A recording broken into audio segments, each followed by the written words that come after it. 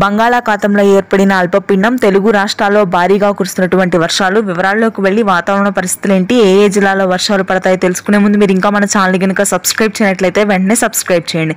దక్షిణ బంగాళాఖాతంలో ఏర్పడినటువంటి ఉపరితల ఆవర్తన ద్రోణి ప్రభావంతో అత్యధికంగా భారీ వర్షపాతం నమోదవుతుంది. రాయలసీమ, దక్షిణ కోస్తా, మధ్యాంధ్ర జిల్లాల్లో, గుంటూరు, కృష్ణా, తూర్పుగోదావరి, పశ్చిమ గోదావరి, ఆ తరువాత నెల్లూరు, ప్రకాశం జిల్లాల్లో 18 సెంటీమీటర్ల రికార్డు స్థాయి వర్షపాతం నమోదైంది.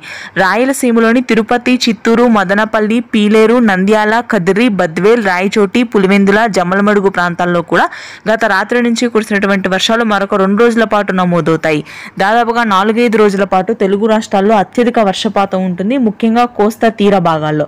ఇక ఆ తరువాత తెలంగాణలో కూడా అత్యధిక వర్షపాతం నమోదయ్యే ఉత్తర తెలంగాణ, అదేవిధంగా మధ్య తెలంగాణ ప్రాంతాలు ఉన్నాయి.